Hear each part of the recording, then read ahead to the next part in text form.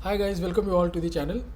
आज हम लोग डिस्कस करने वाले हैं सक्सेशन सर्टिफिकेट के बारे में। सक्सेशन सर्टिफिकेट होता क्या है, इसे कैसे ऑब्टेन करते हैं, क्या प्रोसेस होता है, और जो सक्सेशन सर्टिफिकेट होता है और लीगल हायर सर्टिफिकेट होता है, इन दोनों में क्या डिफरेंस होता है। क्योंकि बहुत सारे लोग कंफ्यूज होते हैं और उनका क्वेश्चन ये होता है कि सर लीगल हायर सर्टिफिकेट के लिए हम अप्लाई करें या फिर सक्सेशन सर्टिफिकेट के लिए अप्लाई करें, दोनों सेम है या अलग अलग चीज़ें हैं। तो ये कॉन्सेप्ट आज इस वीडियो के थ्रू क्रिस्टल क्लियर हो जाएगा आपको। तो चलिए वीडियो स्टार्ट करते हैं। वीडियो स्टार्ट करने से पहले I would like to request, अगर आपने अभी तक चैनल को सब्सक्राइब नहीं किया तो please subscribe the channel and video को लाइक एंड शेयर करना ना भूलें। तो चलिए सबसे पहले आते हैं सक्सेशन सर्टिफिकेट के बारे में। तो जो सक्सेशन सर्टिफिकेट है, इंडियन सक्सेशन एक्ट इसे गवर्न करता है। सक्सेशन से जितने भी रिलेटेड चीज़ें इंडियन सक्सेशन एक्ट के अंडर में आता है। और ये जो सक्सेशन सर्टिफिकेट होता है ये इशू किया जाता है डिसीज के फैमिली मेम्बर को, यानी जो पर्सन एक्सपायर कर जाता है उसके फैमिली मेम्बर को ये दिया जाता है, ये उसे इशू करा जाता है सो दैट उसकी ऑथेंटिसिटी इस्टेब्लिश हो सके। और ये इसके लिए दिया जाता है कि उसका जो भी डेट्स है, सिक्योरिटीज़ है, उसके इमूवेबल मूवेबल प्रॉपर्टीज़ हैं, जो भी एसेट्स है उसको एक्वायर करने के लिए सक्सेशन सर्टिफिकेट की ज़रूरत पड़ती है। जनरली मूवेबल प्रॉपर्टी के लिए जो होता है सक्सेशन सर्टिफिकेट, उसकी ज़रूरत नहीं पड़ती है, बट अगर मैटर कोर्ट में है तो उसके लिए ज़रूरत पड़ सकता है आपको सक्सेशन सर्टिफिकेट का। अदरवाइज मूवेबल प्रॉपर्टीज़ के लिए आपको सक्सेशन सर्टिफिकेट की ज़रूरत नहीं है। सक्सेशन सर्टिफिकेट इसके लिए दिया जाता है सो दैट आप अपना ओनरशिप स्टैब्लिश कर सकें और ऑथेंटिसिटी आपकी दिखा सके। बट जो इमूवेबल प्रॉपर्टी है उसके लिए ज़रूरी होता है, जो एक्सपायर कर गया है, जो डिसीज है, उसकी इमूवेबल प्रॉपर्टी को बेचना है या एडमिनिस्ट्रेशन करना है, तो उससे रिलेटेड आपको जो सक्सेशन सर्टिफिकेट है तो होता है उसकी ज़रूरत होती है। सक्सेशन सर्टिफिकेट इशू होता है लीगल आयर्स को। जो लीगल आयर्स होते हैं वो डेफिनेटली दो तरह के होते हैं। पहले वीडियोस में मैंने बता चुका हूँ, लीगल आयर्स दो तरीके के होते हैं। एक जो क्लास 1 लीगल आयर्स होते हैं, दूसरे क्लास 2 लीगल आयर्स।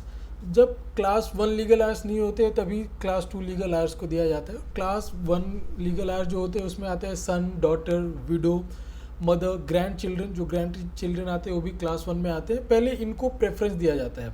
अगर इनमें से कोई भी नहीं है तो क्लास 2 आयर्स को दिया जाता है, और उसमें आता है फादर, सन या डॉटर की जो सन है, या फिर उनके जो डॉटर हैं, या फिर ब्रदर हो सकता है, सिस्टर हो सकता है। ऐसे क्लास 2 में बहुत सारे लीगल आयर्स आते हैं। तो दो तरह के ब्रॉडली लीगल आयर्स होते हैं। और लीगल आयर जो होता है वो अगर क्लास 1 लीगल आयर नहीं है तभी सेकंड को प्रेफरेंस दी जाती है। तो नेक्स्ट क्वेश्चन आता है कि इसे ऑब्टेन कैसे करना चाहिए, ये मिलेगा कैसे। तो इसके लिए आपको करना होता है कि आपको अपने एरिया के कोर्ट को अप्रोच करना होता है। जी हाँ, लीगल आयर सर्टिफिकेट के लिए आपको जो है एसडीएम के पास जाना होता है लीग। और जो सक्सेशन सर्टिफिकेट है इसके लिए आपको कोर्ट को अप्रोच करना होता है। कोर्ट में आपको एक एफिडेविट पिटीशन फाइल करना होता है।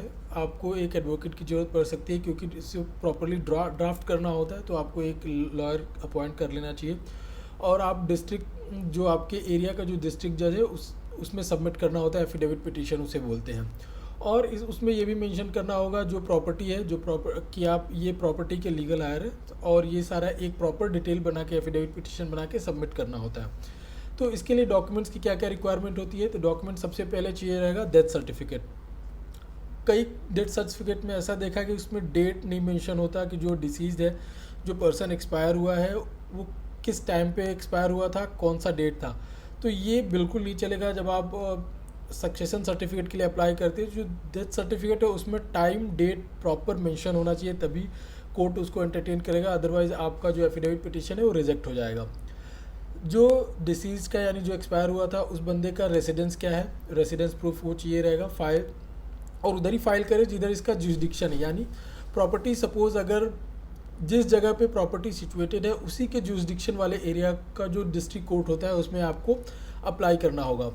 Name, address, proper name address होना चाहिए आपका, यानी जो भी लीगल आयर सर्टिफिकेट के लिए अप्लाई कर रहा है उसके पूरे डिटेल्स होने चाहिए। और जो भी फैमिली मेम्बर्स है उनका भी पूरा डिटेल होना चाहिए।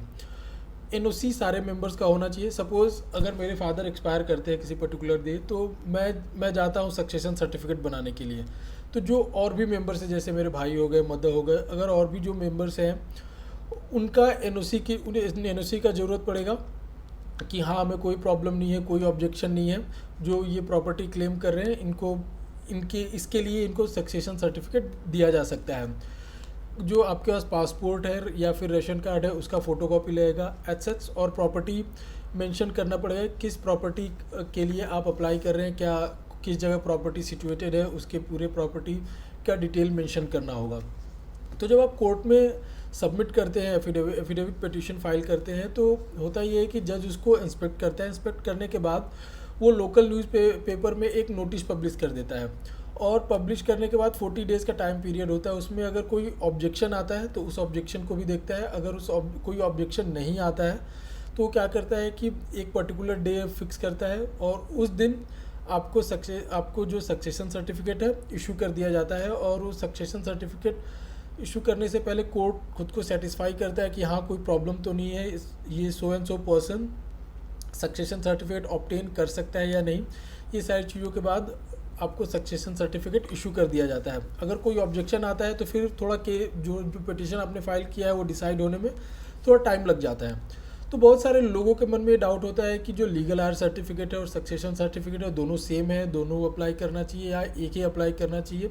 ये बहुत सारे लोगों के मन में डाउट होता है। तो ये इसमें मेन डिफरेंस ये होता है कि जो लीगल हायर सर्टिफिकेट है वो हेल्प करता है आपको इंश्योरेंस। अगर आज जो डिसीज पर्सन है उसने जो इंश्योरेंस किया है उससे रिलेटेड आपको कोई क्लेम करना है, पेंशन चाहिए, पेंशन जो उसका आ रहा था वो लेना है, या फिर रिटायरमेंट बेनिफिट जो है रिटायरमेंट का कुछ क्लेम करना है, या फिर पीएफ वगैरह, ये सारी चीज़ों के लिए आपको लीगल हायर सर्टिफिकेट की ज़रूरत पड़ती है। बट सक्सेशन सर्टिफिकेट जो होता है वो इशू होता है प्रॉपर्टी का पोजीशन के लिए। प्रॉपर्टी कोई पोजेस करना है, या फिर कोई सिक्योरिटीज़ है डिसीज पर्सन का, उसको अक्वायर करना है, या फिर डिसीज़ के बिहाफ पे आपको उसने कोई किसी को उधार दिया हुआ था वो लेना है, या फिर किसी से उधार लिया हुआ था वो पे करना है। आप डिसीज जो पर्सन एक्सपायर हुआ उसके बिहाफ पे आप पे करते हैं, या फिर जो भी पैसे जो उनको लेने की कोशिश करते हैं, तो ये आप डिसीज पर्सन के बिहाफ पे करते हैं। तो इसके लिए आपको सक्सेशन सर्टिफिकेट की ज़रूरत पड़ती है। तो आई होप आपको सक्सेशन सर्टिफिकेट की ज़रूरत कब पड़ती है और लीगल हायर सर्टिफिकेट की ज़रूरत कब पड़ती है, इन दोनों में क्या डिफरेंस है आपको समझ में आ गया होगा, और आपको लीगल हायर सर्टिफिकेट की क्या ज़रूरत है और उसे कैसे अप्लाई करना चाहिए, ये सारा चीज़ें मैंने एक डिफरेंट वीडियो में बनाया हुआ है ऑलरेडी। तो मैं उसका लिंक डिस्क्रिप्शन बॉक्स में दे दूँगा। Thank you.